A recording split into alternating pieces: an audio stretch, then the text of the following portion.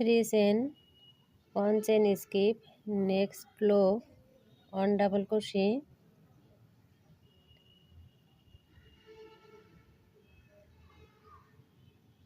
1 2 3 4 double crochet, 1 chain skip, next loop, 1 double crochet,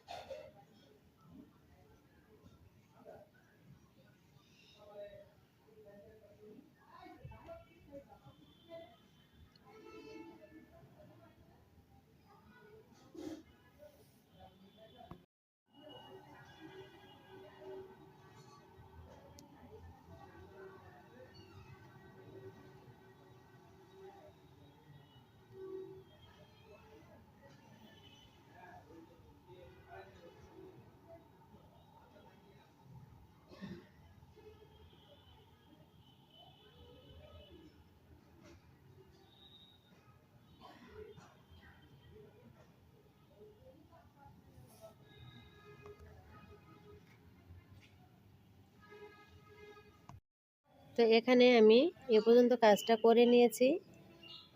দেখুন এখানে একটা ডাবল কুশি করে নিয়ে এখানে আমি টোটাল 1 2 3 4 5 ডাবল ক্রোশে এখানে আমি করে নিচ্ছি, কারণ এখানে দুই রকম সুতো আছে, একটা চিকন বন্ডের সুতোটা কিছুটা চিকন এবং বিটেক্সের সুতোটা মোটা, কাজ করার সময় আপনারাই বুঝতে পারবেন। এখন এখানে দেখুন 1 2 3 এই যে ঘরটা, এই ঘরের ভেতরে আমি তো এ পর্যন্ত কাজটা করেছি। এখন আমি রাউন্ডটা কমপ্লিট করব। তো এখানে আমি 5টা ডাবল ক্রোশে করে নিয়ে 1 2 3 এই যে 3টে চেন আছে, এই চেনের ভেতর দিয়ে এখানে স্লিপ স্টিচ করে জয়েন করতে হবে। এখানে আমি স্লিপ স্টিচ করে জয়েন করে দিলাম। তো এই রাউন্ডটা আমার কমপ্লিট হয়ে গেল। কমপ্লিট হওয়ার পরে দেখতে ঠিক এরকম হয়েছে।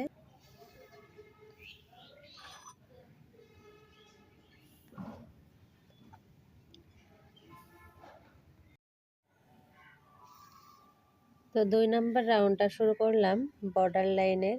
তো এখানে কুশি কাটার হুকটাকে প্রেস করে নিয়ে টোটাল আমি 4টে ডাবল কুশি করব। 1 2 3 4 ডাবল কুশি, নেক্সট লুপ, 1 ডাবল কুশি। এভাবে করে এই রাউন্ডটা কমপ্লিট করে নিব।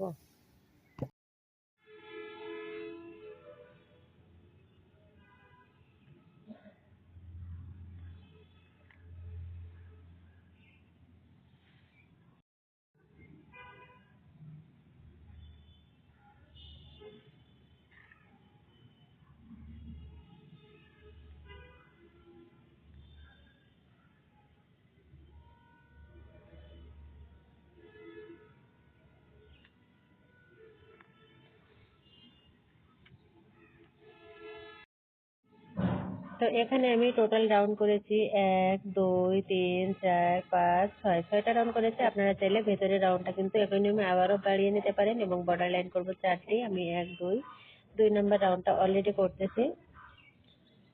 তো এখানে একটা ডাবল কুশি করার পরে সেম ঘরের ভেতরে এখানে আমি ডাবল কুশি করব। 1 2 3 4 double crochet, next loop,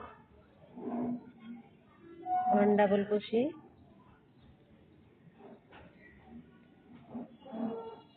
1 2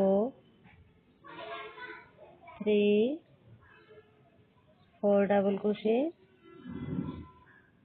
next loop,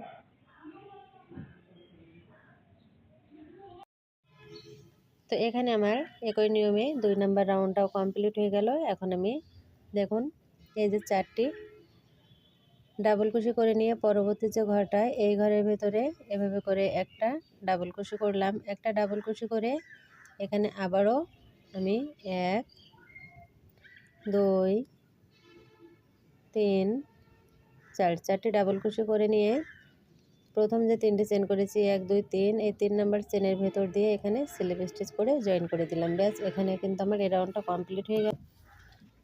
তো এখন আমি নেক্সট রাউন্ডটা শুরু করব, তার জন্য প্রথমে 3টি চেন করে নিতে হবে। আর এখানে দেখুন কাপ ম্যাটটা কিন্তু এখন এই পর্যায়ে দেখতে মাশাআল্লাহ অনেকটা সুন্দর লাগছে। তো এরকম একেবারে পারফেক্ট কিন্তু এই কাপের মাপটা। তো আমি এখানে আরও 2টি রাউন্ড বেশি করব, কারণ আমি একটু বড় ম্যাট তৈরি করব এজন্য।